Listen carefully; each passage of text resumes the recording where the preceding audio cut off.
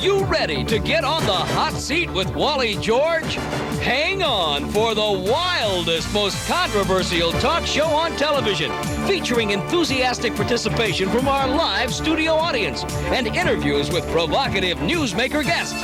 And now, here he is, that hard-hitting, award-winning, conservative voice of television, Wally George!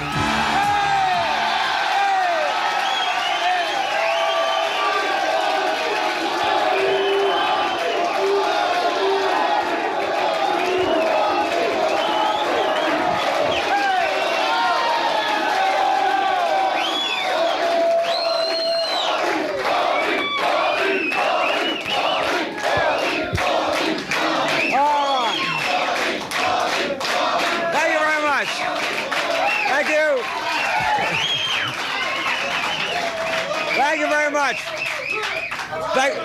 What a fantastic audience. How are you tonight, gang?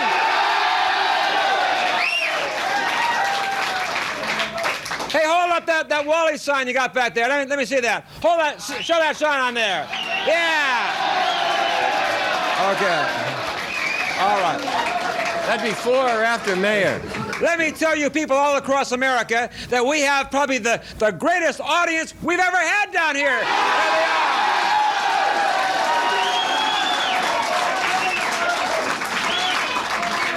I can tell everybody in this audience is a real American.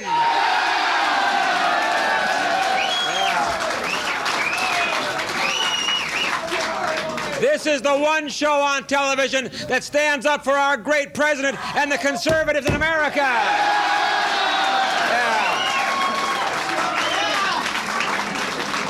Oh, we're going to have a great show tonight. Now, we have some real weirdos on the show tonight, let me tell you.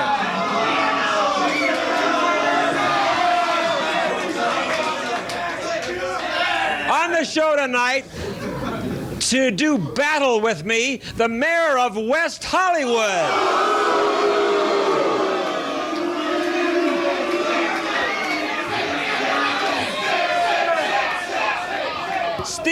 Steve Schulte is here, His Honor.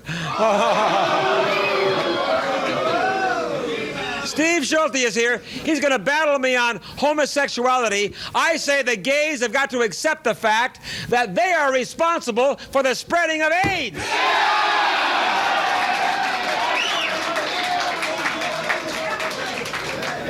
And then we have on the program a real moron.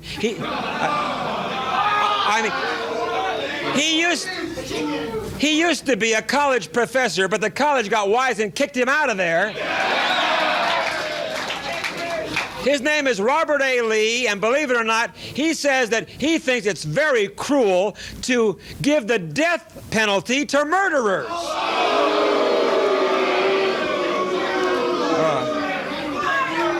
Even those Marines who turned traitor and sold their country, he says, oh no, it's much too cruel to give them the death penalty.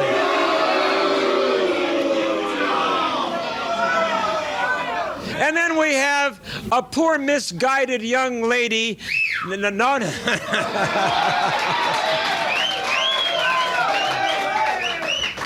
named Kile Lee, and she's in favor of live-in lovers.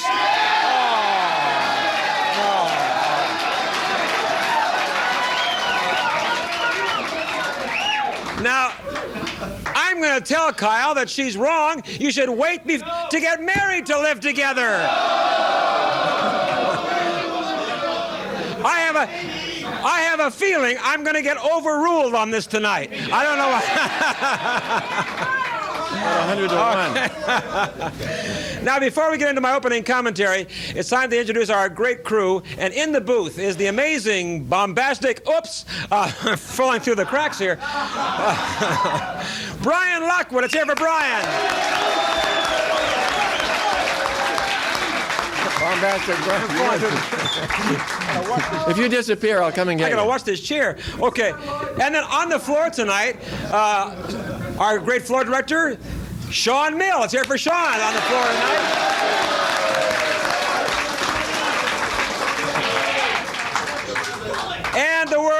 biggest producer, our own Paige Poliquin. There she is.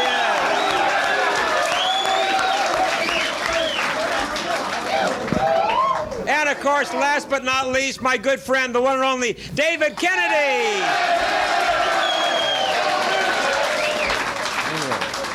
All right, David, how are you tonight? Big audience. The balcony's full. The basement's full. Hey, folks, let me see up there. Checking all the balconies.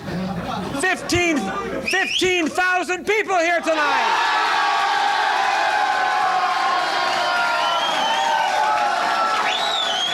That's about right. Okay, now, let's hold down the audience. On with the show. And everybody at home, turn up your televisions because Wally is about to speak. Okay. Now, okay, this is my commentary. Hold it. This is my commentary of the night, okay? Now, I told you many times it would happen, and it is happening. Some liberal lunatics are trying to defend Gary Hart. Yeah, some of the liberals are trying to defend Gary Hart, trying to make excuses for him, and they say that a candidate's personal life is his own business. Now, Mike Royko, a columnist, a syndicated columnist for the Chicago Tribune, wrote a truly unbelievable column a few days ago, and he asked this question in his column. If Gary Hart really is a skirt chaser, does that mean he's not qualified to be president of the United States? Obviously, no. Now, Royko goes on to say, quote, Mike Royko, he says, one might even make a case that if a president must have an occasional diversion, womanizing is less consuming than golf. Oh, come on. Less consuming. And then he goes on to say, and skirt chasing by a president contributes to far more interesting biographies. Oh, this guy's really sick. And he says, and Mike Royko goes on in his horrifying column, so if Gary Hart does have a quick zipper,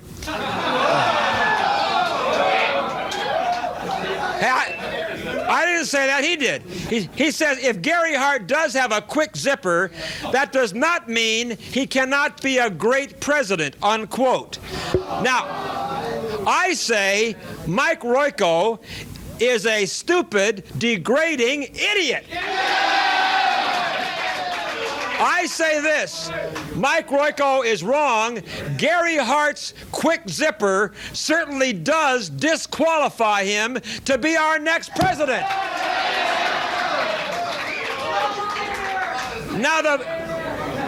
Hold it. Now, the people of this great country expect their president to be someone they can look up to and respect and admire. They expect their president to be a moral, decent man. They expect him to be faithful to his wife. They expect him to have integrity and certainly good judgment. The president of the United States should set an example for all of us. I repeat, Gary Hart is not qualified to be president of the United States, and Mike Royko is not qualified to be a journalist. Take a hike, Mike. I'll be right back.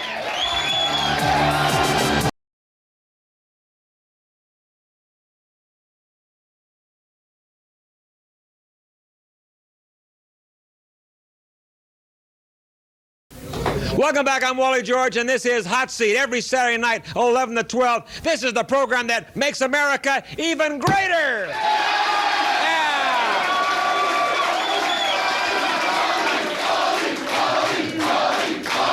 Okay, yeah. Thank you. Hey, you know what? I've had many people ask me, what makes Hot Seat successful? I'll tell you what makes it. 50% of it is my great studio audience.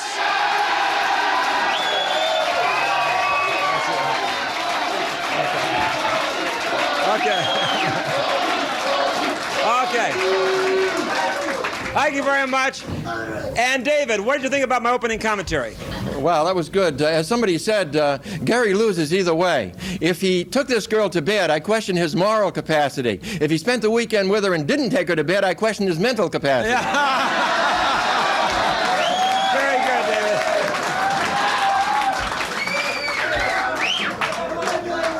Hey, if he did, as Gary... Hey, did you hear what Gary said just recently? He told the press that he and this girl spent the weekend conversing about politics. Yeah.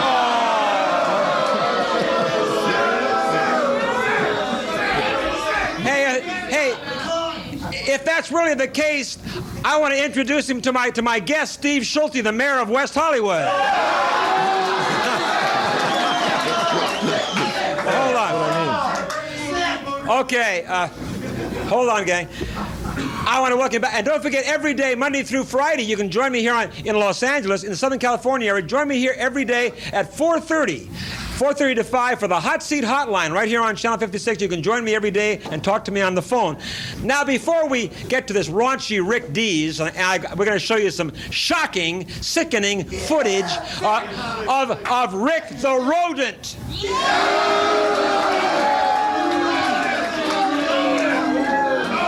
But first of all, I want to introduce someone in the audience. My nephew is here tonight, Robert Perry. Stand up, Robert. There he is.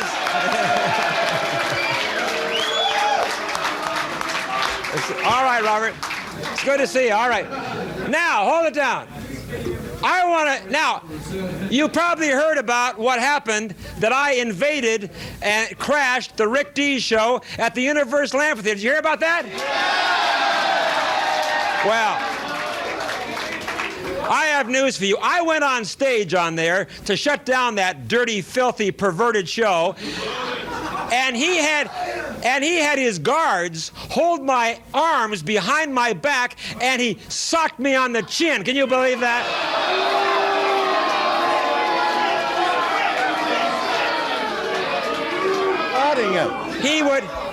He would never have the guts if he hadn't had his guards pinning my arms behind my back. Now, I happen to know that Rick Dees is quivering in his little home right now watching this program. Hey, Rick, what I told you is right. I've instructed my attorneys to sue you for $20 million.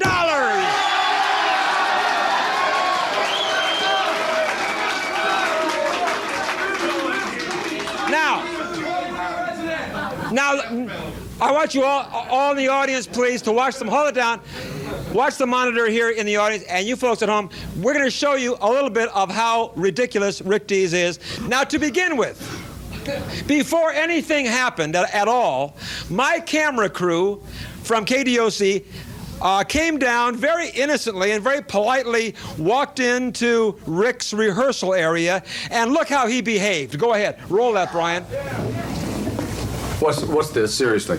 Channel 56. Wait a minute. I said, 56. there's no way Wally George is coming to this show. Seriously, get that camera out of here. Get the camera out of here. Oh, boo.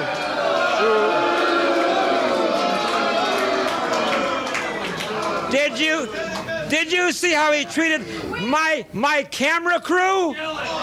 Hey, wait a minute. I just thought of something. I think my camera crew should sue him too.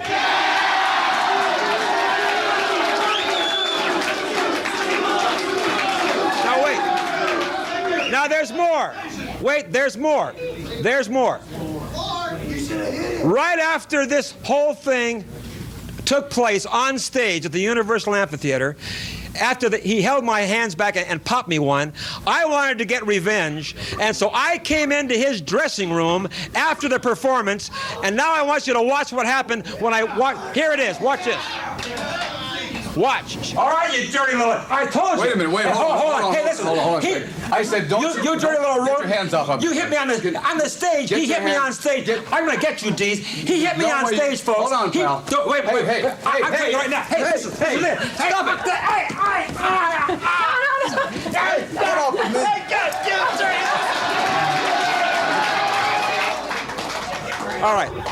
Now, when all of that was over, and we were really going at it there in that dressing room, that stupid idiot. When all this was over, I took my camera crew out to the lobby of the Universal Amphitheater and talked to some of the people, and here's what happened. Listen.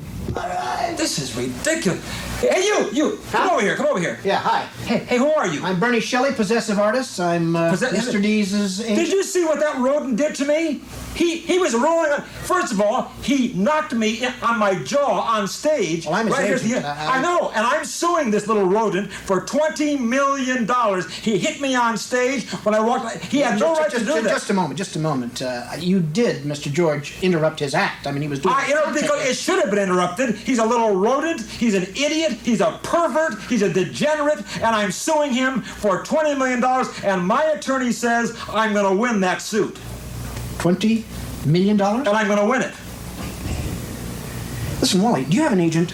I never did like Rick. He's never done much for me. I've never done much. I'm here at the Universal Amphitheater, and I'm really upset, folks. Hey, by the way, who are you? Doesn't matter, man. I'm like from just here. Were you in the audience tonight?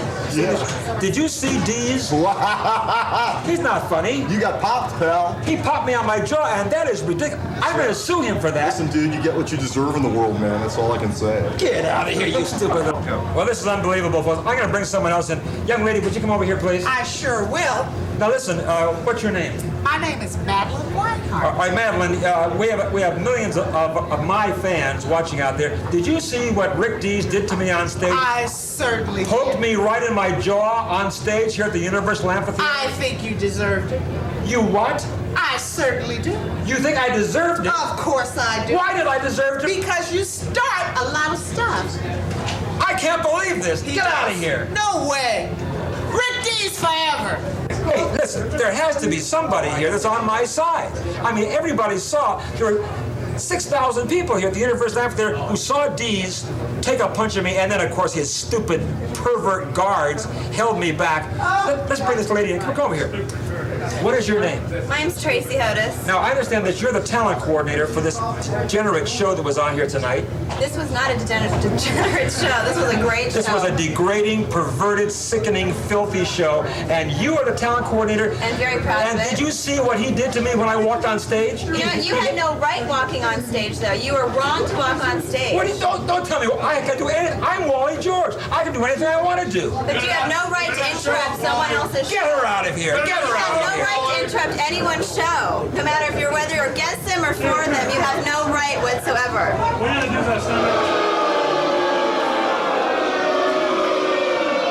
Oh, get out.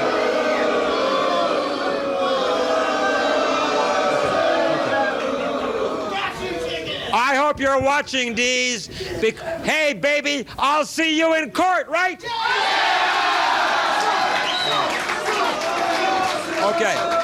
Okay. Stand by. I'll be right back as I will tackle the mayor of West Hollywood.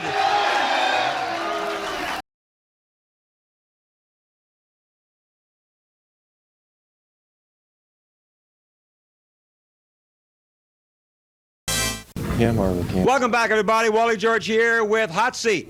And now it is time, David, to introduce our first guest, if you will. Okay, here to do battle with you tonight on the question of homosexuality is the mayor of West Hollywood, Steve Schulte. Nice to be here. Well, Steve. I see you have an intelligent crowd again tonight, Wally. Well, Mayor, I see you've got a big following here tonight. Yes, thank you. Now, you are the mayor of West Hollywood. Yes, I am, Wally. Okay, now, you were on my show about 2.5 years ago. Right, and I was brave enough to come back. Brave enough to come back, and you did admit at that time that you were gay. Yes, I did.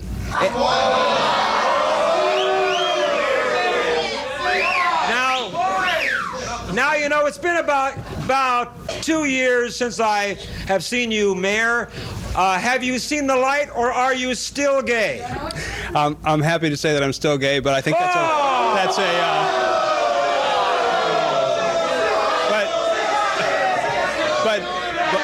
but But I also want to say, Wally, what I said before, I think that's certainly a personal matter. I don't inquire into your sex life, and I don't expect Well, you you to better not inquire into my personal sex life.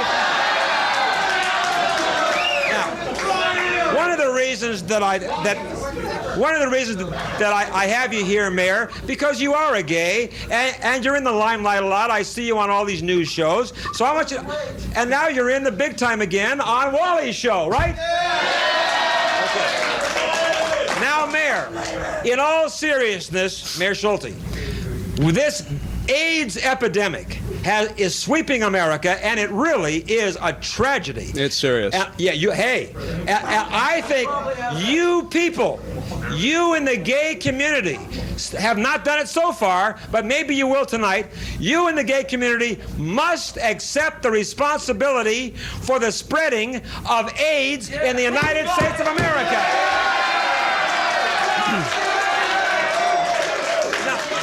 I want to know, Mayor Schulte, why have you gays refused? Why have you shifted the blame all around? Why have you refused to face the facts of life and admit that you are male homosexuals are responsible for this deadly disease in the United States of America? Why won't you accept that responsibility? Let me just respond to that, Wally. First of all, homosexuality has nothing to do with AIDS. Oh, come on. And let me tell you why. Let me tell you why. Homosexuality has nothing to do with AIDS because AIDS is caused by a virus, it's a disease, and it's a tragic disease. I gotta stop you right then and there. Over 90%. I've had doctors on this show. Over 90% of the AIDS victims in the United States of America are male homosexuals. Am I right? Yeah! Over 90% are gay males. Now, they say that the spreading of AIDS is by homosexual contact. Now, you may say, or others may say, well, Wally, how do heterosexuals get it? How do women get it? I'll tell you how, Mayor. It's because of bisexuality. A bisexual male has sex with a homosexual, then has sex with his wife or girlfriend and gives it to her, and that's how it's done, and you can't get out of that.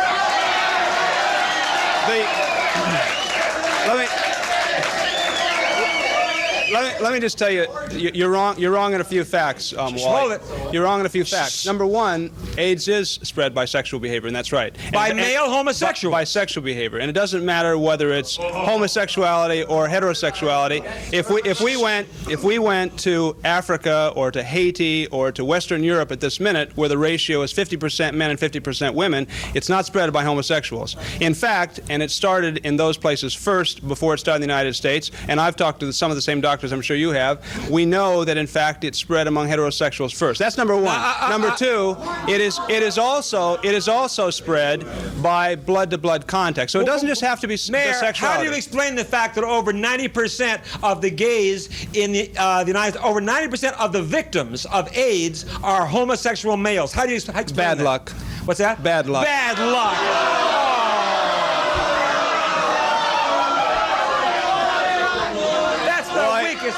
I don't want to be facetious.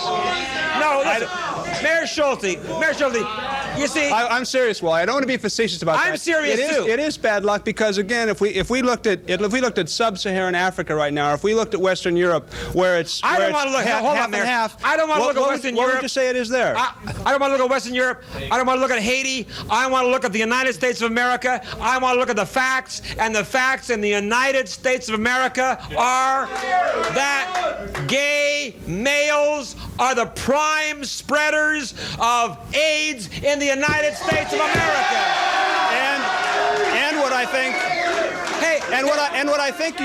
what I think you might conclude from that, your conclusion from that, of course, is that everybody who's gay ought to change, which is a pretty far stretch of the imagination. What we might also say is that it's happening to human beings, and we ought to all be responsive before it gets to us, if nothing else. Hold on, Mayor. And so the point is that we ought to treat it as if it's a real serious disease, and we ought to find a cure. We ought to take care of those who are sick, and we ought to educate people who are not yet infected that they better do something about their sex lives if they don't want to catch AIDS. I'll tell you, Mayor, I have the perfect solution. You people are always talking about, hey, safe sex, be careful, all this, all that. I resent the fact that you guys have made sex in America unsafe, scared the heck out of all of us, right? And I'm saying, hey, forget about all the literature, forget about all the AIDS education. I have the answer to it right now, Mayor Schulte. If you want to put an end to AIDS right now, let's pass a law today making gay homosexuality illegal in the United States of America. Well, the problem with that, Wally, the problem with that, of course, is that you can't change my behavior and I can't change yours, and neither one of us really ought to get into that question. What we can do, let me finish. What we can do, as a matter of fact, don't get violent with me, Mayor. You've been here before. What we can do, though, and I think we should do, is we should warn people who are young, who are teenagers, who are sexually active, who are single and who are sexually active, who have multiple partners, that in fact they ought to be warned that there is a real danger out there, an epidemic called AIDS, and they need to be careful. That we can do. Did it ever dawn on you, hold on the audience, did it ever dawn on you, Mayor Schulte, that AIDS, and once again I point out to you, it's not just bad luck that 90% of the victims are male homosexuals. Absolutely, and that bothers the gay community a great deal. It bothers the heck out of all of us, doesn't it? Now, did it ever dawn on you that maybe AIDS is nature's way of trying to tell everybody that homosexuality is wrong? Well, I've heard that ridiculous argument before. Ridiculous? I don't think it's ridiculous. Do you think it's ridiculous? Next time I'm going to invite some of my friends, Wally. Okay. What would you say that Legionnaire's disease is? What would you say, in fact, that toxic shock is? What would you say that means, oh, it's different? Well, it seems to me that it's a disease. Well, no, wait a minute. And so you don't blame the victim. Yes, you do. You see, hey, with measles or any other disease that you name, it is not all of which are deadly. Yeah, but it's not. All of which are deadly. Yeah, but listen, measles or mumps or anything else, chickenpox is not confined. 90% of them are not males or females. But wait, spread all across the board. Legionnaire's disease. But when 90% of AIDS victims are homosexual males, that tells me something. Doesn't it tell you something? But Wally, obviously, Legionnaire's disease is limited to older service people. That whatever reason it is, we're not quite sure, but that's in fact what it's limited to. Toxic shock syndrome is limited to women, and in fact, it's a very dangerous kind of syndrome and a deadly disease. Measles and mumps are limited to kids. We don't blame those people for having the disease. We say there's really a serious problem here. We want to protect the uninfected. We want to take care of the sick. We ought to be doing the same thing with AIDS. It's the only thing that makes sense. No, we shouldn't. And as far as protecting AIDS, as far as the AIDS victims are concerned, I say this. Nobody has yet said to me on this program, and I've talked to medical doctors, nobody has said absolutely, positively, you cannot catch AIDS by casual contact. Nobody says that. No, they'll say it's... I asked a member of the American Medical Association, I said, is it possible to catch AIDS from casual contact? What do you mean by casual contact? By you. Now, if you were to be here and kiss somebody here tonight. Well, don't worry, I'm not going to be doing that.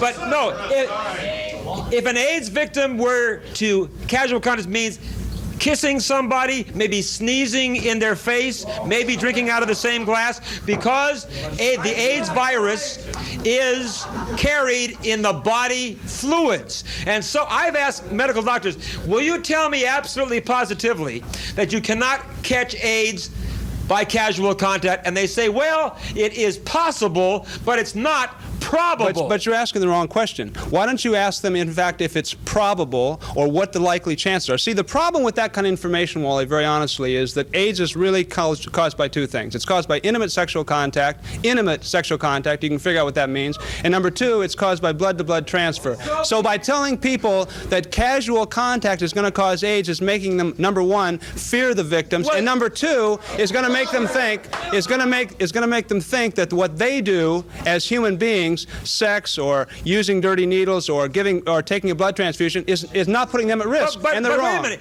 If it was not possible to catch that by casual contact, then these medical doctors and so forth and AMA would state categorically you cannot catch AIDS by casual contact. They won't say that. They'll say it's possible but not probable, and that isn't good enough for me. I'll be right back.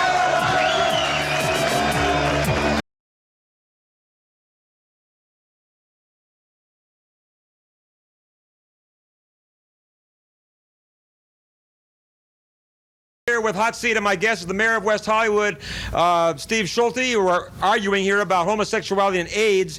And I want to ask you, Steve, I mean, you're an admitted gay. Don't you worry about getting AIDS yourself? Absolutely. I think any sensible person who is sexually active or who is having sex, period, outside of a relationship ought to be worrying about having AIDS. But I think, well, I want to correct something you said before, and I want to be real serious here just for a minute. People who are listening, who are non-gay, who think they're safe, who think this is somebody else's disease, really ought to think seriously about what that means. And the problem with saying that casual contact causes AIDS is that all of us as human beings get involved in sexuality, we get turned on to people, lovemaking, perfectly natural thing, nothing wrong with it. I'm not moralizing here, but I am saying find out what's safe and what isn't, because this is not the gay community's problem. This is a much bigger issue than that, and we're going to see it get worse in the coming years. All right, it isn't, it's everybody's problem, but it's because of the gay community that it's our problem too, and that's why I resent the gay community. Sure. It is everybody's problem now, but it originated in the United States of America in the gay community. Well, we don't know that. I know that. Do you know that? We know that. Well, all due respect, I don't think you do know that. We know that the largest number of people are gay who've got it, and I say that's bad luck, and I stand by that. It's not bad luck. Absolutely. But the numbers are changing. Bad luck. That's stupid, isn't it?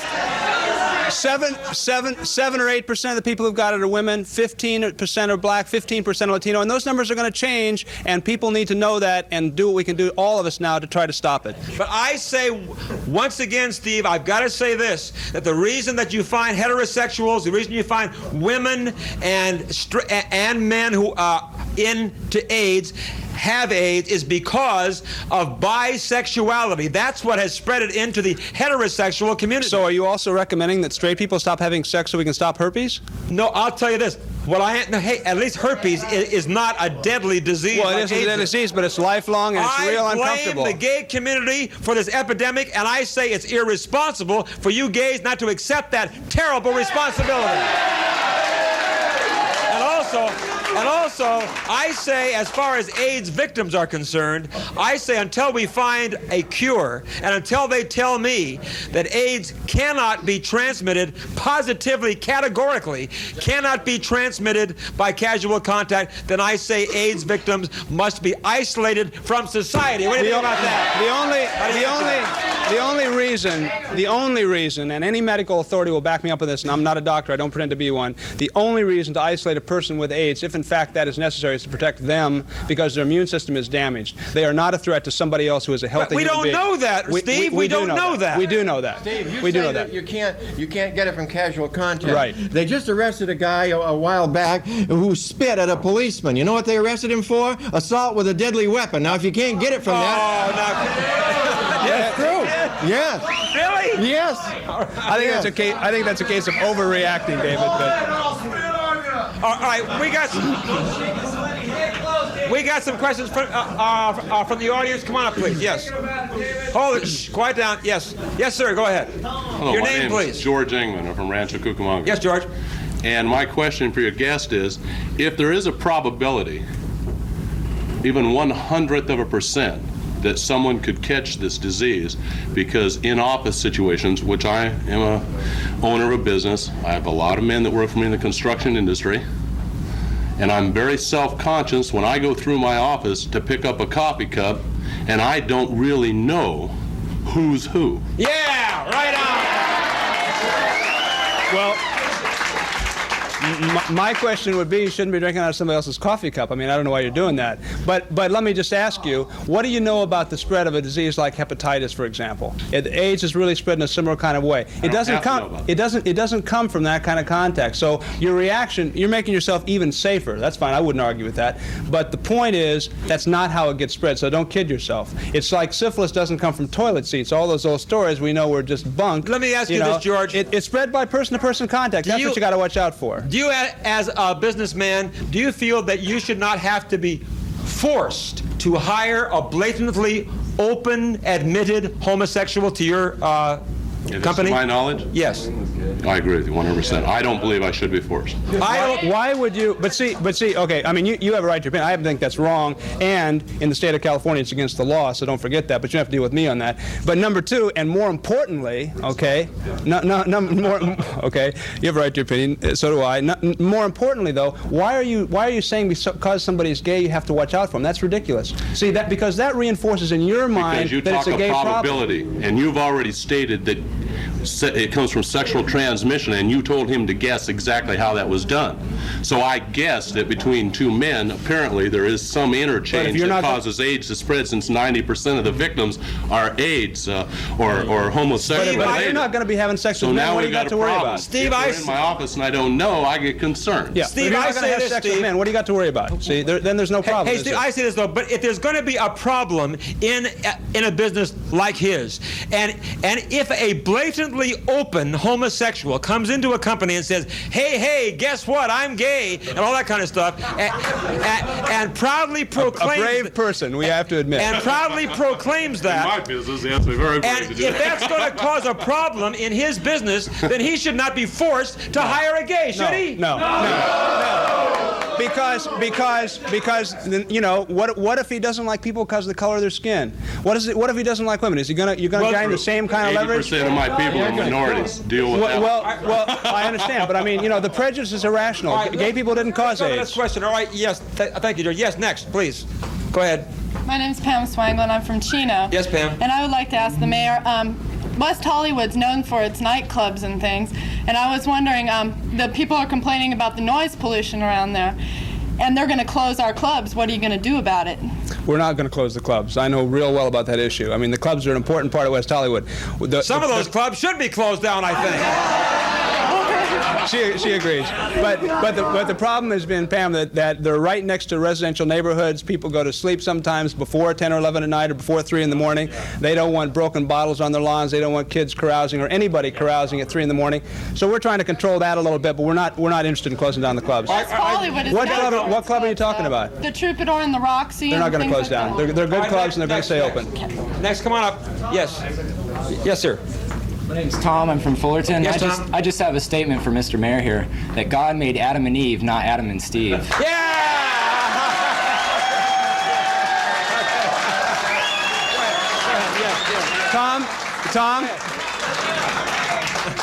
Tom, wait a second. I mean, you seem like an intelligent person, so let me get my response in, okay? You can take it. You know, if you believe that God created everything, right? Yeah. Well, then how are you going to explain me? Oops. Yeah. Go ahead, yes. God made Adam and Eve, and together that they're the real parents of you. So is the Lord. I don't have any problem with it. My parents were straight. Your parents are straight assimilated. But I'm saying, if we all exist here and there's a whole variety of human sexual behavior, including we gotta hurry along here. We're okay. All right, he made us all. Yes, go ahead. Yes.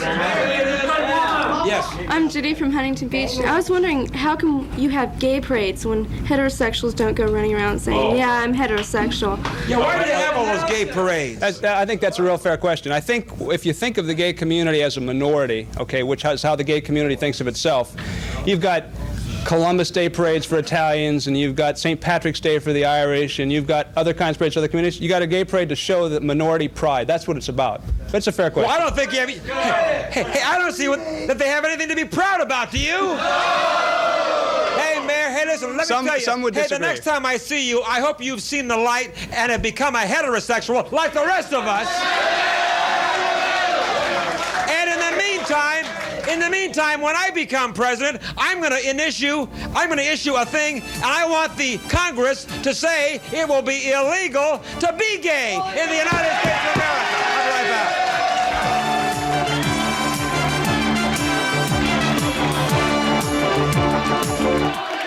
Welcome back, everybody. We'll be back with our next guest in a moment. I want to remind you, hey, we love to hear from you. Write to me. If you'd like to maybe come down and participate and maybe be a guest on the hot seat and challenge me on some issue, write to me and let me know, or whatever else your reason for writing. I love to get your mail. I read every letter and I answer every one. My address is just Wally George, Hot Seat, P.O. Box 56 TV, Anaheim, California 92803. That's Box 56 TV, Anaheim, California 92803. Now, hey, if you want to come down here and be in our studio audience sometime, we videotape our show every Wednesday night. Just call the numbers on your screen any day, Monday through Friday. Give your name and telephone number and how many tickets you want, and we'll invite you to come down to one of our tapings of Hot Seat. We do them every week, every Wednesday night. In the 213 area code, it's 464-6111. And, are you ready? In the 714 area code, it's 999. 999. Get that sign up there. 999. 5,000. One more time. 999. 5,000. Okay, very good.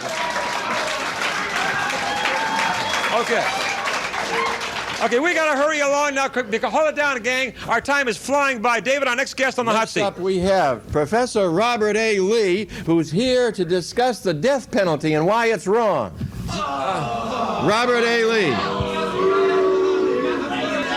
From the deep south. Now, first of all, Robert. Yes. Hold it. You were a professor at a college, but I understand they kicked you out of there because you were too vile to be in that college. How do you think about that? I'm afraid, actually, what happened is my views were a little bit too liberal for a college campus. A little too liberal. Now, you've been on this show 3 times now. You know what? We have so many maniacs roaming the streets. You've heard about those 3 Marines who became traitors and sold their country down the tubes. They just fell in love. Oh, come on. Oh, you want to put them to death too, Wally? You've also heard... You want to put them to death too? Yes, you've also heard of these vile, vicious criminals, and you say nobody, no matter how hideous their crime is, he says nobody should get the death penalty. Now, why do you say that? Let me tell you why. Charlie Manson, for instance, should be set free for one good reason. Wait a minute. What reason? You said Charles Manson should be set free? Absolutely. Why? Why? First of all, he's been in jail so long we don't know what he actually did anymore. Secondly, he's a celebrity. If he was taken out of jail and set free, he'd write his memoirs, make $1 million, and he'd show up on the Wally George show in the hot seat. Not on my show, baby. Hey, if I had anything to say about Charles Manson, should have been fried a long time ago. Now tell me, should we put some hollandaise sauce on top of him too if we're gonna fry him? No, I'm serious. Why are you against? You see, why are you against giving the death penalty to vicious, horrifying murderers? This issue, I don't know why it keeps on. It should have been settled a long time ago. There's no evidence at all that the death penalty deters crime. Now, the question is, why would you think it does deter crime? Oh, now come on, It doesn't. Robert. It does not. All the evidence suggests that there's no relationship between whether you fry a person and whether someone else will commit a murder. There's no relationship at all. Wait a minute. You can't tell me that if a murderer, put aside when Jesus came. Hold on. If a murderer or a traitor like those Marines, they're just lovers, not traitors. If they knew, hey, what's wrong with falling in love? If they knew, wait a minute. You can't tell me that if a murderer or a traitor knew beyond a shadow of a doubt if he was convicted or she was convicted, they would get the death penalty. You can't tell me that wouldn't deter them, wouldn't it? No. Of course it would. There's no evidence that psychopaths, serial murderers, passion killers, these type of people have that the death penalty has any effect on them at all. The only thing the death penalty deters is you and me from committing murder. It does not deter psychopaths, serial murderers, but I'll tell you, molesters. Robert, it doesn't have any effect at all. It does prevent somebody. But Robert, hold it. Only thing you can guarantee is you put a person to death, that person will not commit another crime. No, Robert. That's the only thing you can. That's the only thing you can say. It is the just punishment. I say just. An eye for an eye, a tooth for a tooth. That is not an eye for an eye and a tooth for a tooth. The Code of Hammurabi is not a form of justice, a form of revenge. And that's exactly what happens when you put people to death. It's your way of getting out your frustrations. Let's get back at those. Let's get a few back in return. It's nothing more than psychopaths like you that put people to death just in the same way the psychopaths kill others.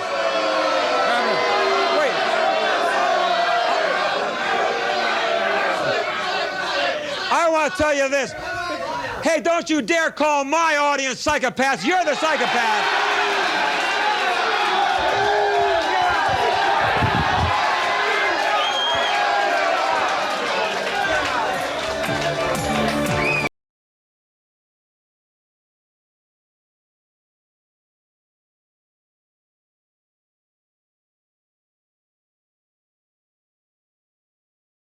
Back, everybody. I got to tell you real fast. Don't forget, every Monday night, KLAC from 7 until 10 p.m., 57 on the AM dial. Join me for 3 hours. Talk to me on the phone. David? All right, next we have a girl who is here to defend live-in lovers, Kile Lee. Kile Lee. Where is she? Where is she? Where's Bring on Kile Lee. Here she is. Come on, it's here she is.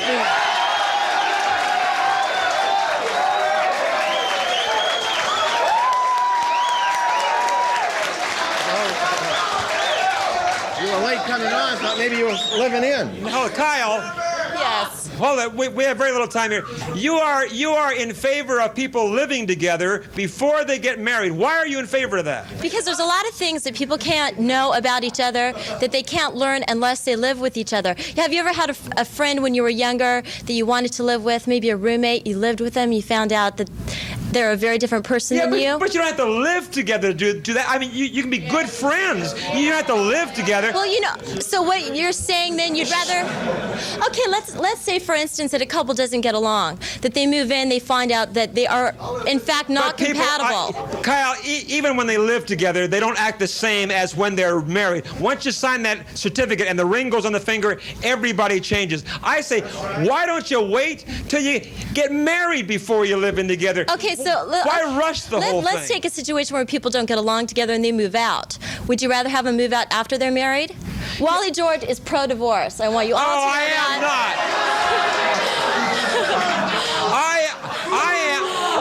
I am pro-morality, and I say it's indecent for people to move in unless they're married. No, are you saying that you're against premarital sex, or why is your reasoning that you're against living together? I don't think you should shack up. Are you living with someone now? No, Wally, but if...